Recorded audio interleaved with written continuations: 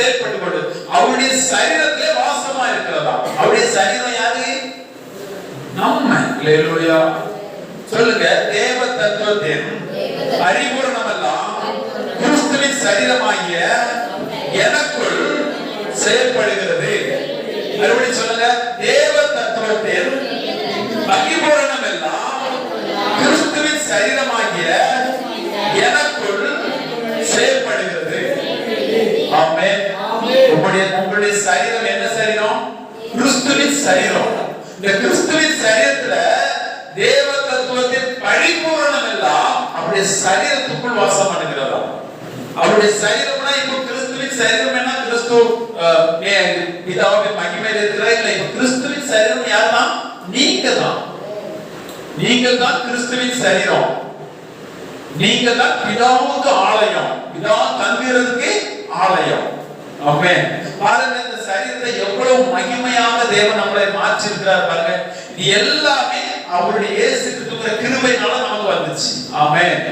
அப்ப இதெல்லாம் நீங்க நல்ல கவனிச்சு கொள்ளணும். இந்த காரியங்கள்லாம் நீங்க நினைக்கும் பொழுதுதான் அவர் கிருபை என்று உள்ளது. தேவ கிருபை என்று உள்ளது. அவரை போற்றி துதித்து பாடி அல்லேலூயா என்றார் பரிபூரண. இயேசுவை போற்றி துதித்து பாடி அல்லேலூயா என்றார் பரிபூரண. தேவ கிருபை என்று உள்ளது. அவர் கிருபை என்று உள்ளது. அவரை போற்றி துதித்து பாடி அல்லேலூயா என்றார் பரிபூரண. இயேசுவை துதித்து பாடி அல்லேலூயா என்றார் பரிபூரண. ஹல்லேலூயா. ஆமென்.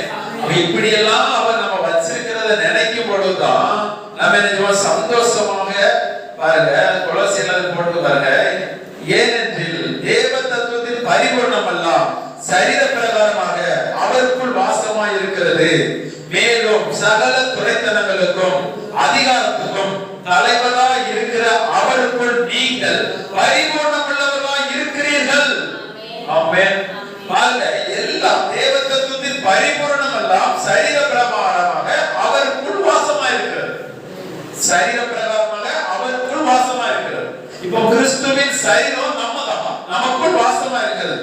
அது மட்டும் இல்ல, மேலும் சகல துரைத்தனத்துக்கும் அதிகாரத்துக்கும் தலைவராய் இருக்கிற அவருக்குள் நீங்கள் பரிபூரணம் உள்ளவர்களாய் இருக்கிறீர்கள். அல்லேலூயா.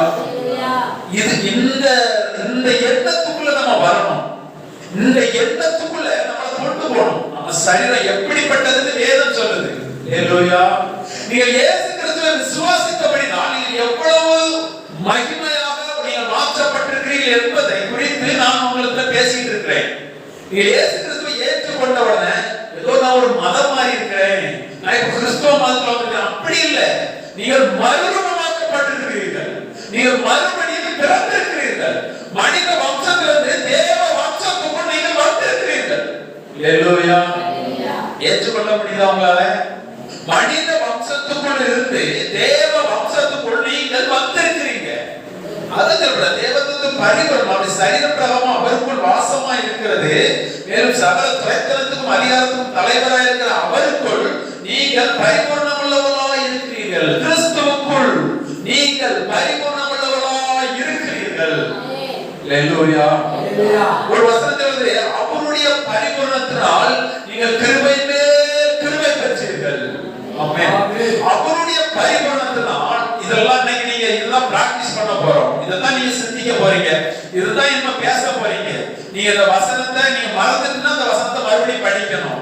ஆமா, நீங்க படிக்கணும். கொலோசியர் 2ல நீங்க படிக்கணும். 9-10 நீங்க அப்படியே உங்களுக்கு மறந்துட்டா வீட்டுல பையன் அது கோடு போட்டு மறுபடியும் படிங்க.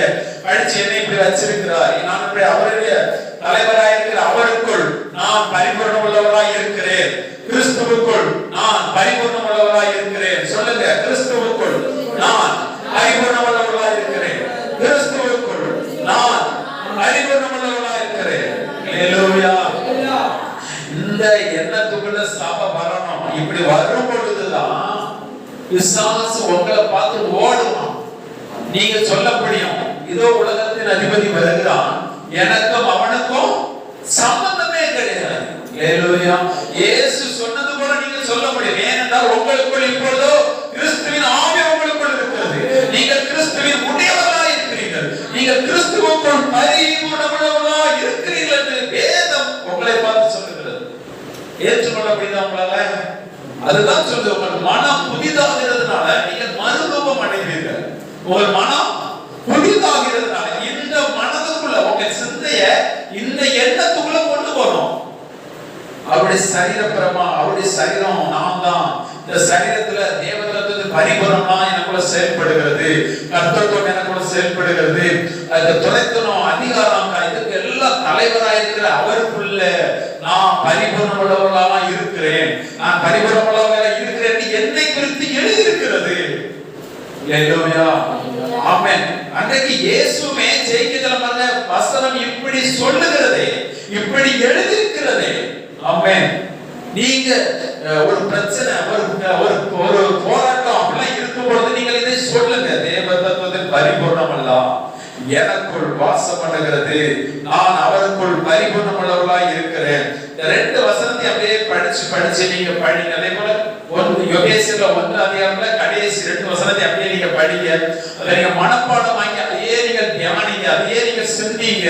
அப்படிதான் எனக்குள்ள செயல்படுகிறது, அப்படிதான் நான் இருக்கிறேன், அப்படிதான் நான் இருக்கிறேங்கிற உணர்வுக்குள் நீங்க வாங்க. ஆமென். இப்படி வரும்பொழுதுதான் நீங்க கலத்திலே கலன் அடைந்து கொண்டிருப்பீங்க, மகிமை மேல் மகிமை அடைந்து கொண்டிருப்பீங்க. குழந்தையா இருப்பது அவனுக்கு சித்தமானது இல்லை. உங்க பிள்ளை 10 வருஷமா அப்படியே நடக்க முடியாம அப்படியே நடந்துச்சுன்னா நீங்க சந்தோஷப்படுவீங்களா? இல்ல. அவர் சொல்றது சுதந்திரவாளியானவன் எல்லாவற்றுக்கும் எஜமானனா இருந்தோம், அவர் குழந்தையா இருக்கும் அளவும் ஒரு அடிமையானவனுக்கும் அவனுக்கும் வித்தியாசம் இல்லை. எல்லாவற்றுக்கும் எஜமானா இருக்கான், ராஜாவுடைய பிள்ளையா இருக்கிறான். ஆனா குழந்தையா இருக்கிற வரைக்கும் நம்ம வீட்டுல வேலை செய்யறவங்களுக்கும் அந்த ராஜாவின் பிள்ளைக்கும் வித்தியாசம் இருக்காது. அப்ப என்ன செய்யணும்? வளரணும். வளரணும் என்ன செய்யணும்? வசனத்தை அனுதினமும் சிந்திக்கணும், தியானிக்கணும். அதையே நீங்க பேச ஆரம்பிங்கள். 2 பேர் சேர்ந்தீங்கன்னா வசனத்தை கேள்வி கேளுங்க, ஒருத்தர் கேள்வி கேளுங்க, ஒருத்தர் பேசுங்க. நிறையப்பட்ட ஜனங்கள் வசனத்தை தினமும் ஆராய்ந்து பார்த்தாங்க, எப்படி இப்படி இது எப்படிப்பட்டது அப்படின்னு இருந்ததுனால உங்களுக்கு மிகவும் குணசாலிகளாக இருந்தார்கள். ஹல்லேலூயா. அது நிமித்தம் மகா திரளானவர்கள் வந்தார்கள் என்று வேதம் சொல்லுது. அந்த அவர்கள் தேவ வசனத்தை ஆராய்ந்ததனால் மகா திரளான ஜனங்கள் மீட்கப்பட்டாங்க. வசனம் விருத்தி அடைந்து மேற்கொண்டது அப்படின்னு சொல்லுகிறது. ஆமென். அப்போ இதுக்கெல்லாம் காரணம் அடித்தளம் என்னன்னா வசனத்தை ஆராய்வது, வசனத்தை தியானிப்பது, வசனத்தை பேசுவது. ஒரு வசனம் உங்களுக்கு உணர்த்துச்சுன்னா நீ அது சாதாரணமா விட்டுறக்கூடாது, அப்படியே சிந்திக்கணும், கேட்கணும். இல்லாட்டி யாரே கேட்கணும், இதுக்கு என்ன அர்த்தம், இதுக்கு என்ன அர்த்தம் அப்படிங்க ஒண்ணு ஆரம்பிச்சீங்கன்னா அடுத்த உங்களுக்கு அடுத்த வெளிப்படுத்த ஆரம்பிப்பார். நீங்க அந்த வசனத்து மேல வாஞ்சியை கொண்டுட்டீங்கன்னா அடுத்த உங்களுக்கு வேற வசனத்தை காட்டுவார், அதுக்கு மேல உள்ள வசனத்தை காட்டுவார். வேதம் சொல்லுது, தாகம் உள்ளவர்களே தண்ணீரை ஊற்றுவே. யார் மேல அந்த ஊற்றுவாரு? தாகம் இருக்கணும், வசனத்து மேல தாகம் இருக்கணும், வசனத்து மேல வாஞ்சி இருக்கணும், வசனத்து மேல வைராக்கியம் இருக்கணும். ஹல்லேலூயா. இந்த வசனத்தை நான் கூட்டவும் கூடாது, குறைக்க கூடாது. ஆண்டவரே, வசனம் என்ன சொல்லுகிறதோ அப்படிதான் நான் செயல்படணும். என்னை குறித்து என்ன திட்டங்களோ அது மட்டும்தான் நடக்கும். எனக்குள்ள என்னை ஆவியானவர் என்ன பிதாவின் விருப்பமோ அதை தான் எனக்குள்ள செயல்படுத்துவார். இந்த வசனம் அவருக்குரியது, அவர் எனக்கு கற்றுத் தருவார். நீங்க தான் என் போதகர், நீங்க தான் என் குரு, நீங்க எனக்கு கற்றுத்தாங்க. நீங்க தினமும் அந்த வாஞ்சியா இருக்கிறதை சிந்தையும் எண்ணம் அப்படியே இருக்கும் பொழுது நீங்கள் பலத்தின் மேல பலன் அடைவீங்க. ஆமென். உங்க ஜெபம் உறுதித்தன்மை இருக்கும், உங்க ஜெபம் விசுவாசத்துல உறுதித்தன்மை இருக்கும். இந்த வசனத்தை கேட்காம, இந்த வசனத்தை ஏற்றுக்கொள்ளாம நீங்க ஜெபிக்கிற ஜெபமே கர்த்தருக்கு அருவருப்பா இருக்கும். அப்ப எது முக்கியம்? ஜெபம் பண்ணணும். ஆனா ஜெபத்துக்கு முன்பாக வசனத்திலே வாஞ்சை இருக்கணும். இந்த வசனத்திலே உங்களுக்கு வாஞ்சை இருந்தா தான் நீங்க ஜெபம் பண்ணது உங்களுக்கு கிடைக்குங்கிற நம்பிக்கை வரும். இந்த வசனத்து மேல வாஞ்ச இல்லாம நீ எவ்வளவுதான் ஜெபம் பண்ணுங்களேன், நம்பிக்கை இருக்காது. கிடைக்குமா கிடைக்காதா, ஜெபம் கேட்குமா கேட்கப்படாதா, அப்படிதான் இருக்கும். ஏன்னா உள்ள பலம் இல்லை. உள்ள என்னது இல்லை? பலம் இல்லாம எதையுமே நீங்க யுத்தம் பண்ணி ஜெயிக்க முடியாது. அப்ப பலம் வேணும் என்றால் தேவனுடைய வார்த்தையை நீங்க அதிகமாக சிந்திக்கணும், தியானிக்கணும். அதே சிந்தையில இருங்க. ஏன்னா நீங்க உலகத்துக்கு ஒத்த பேச தெரியாது.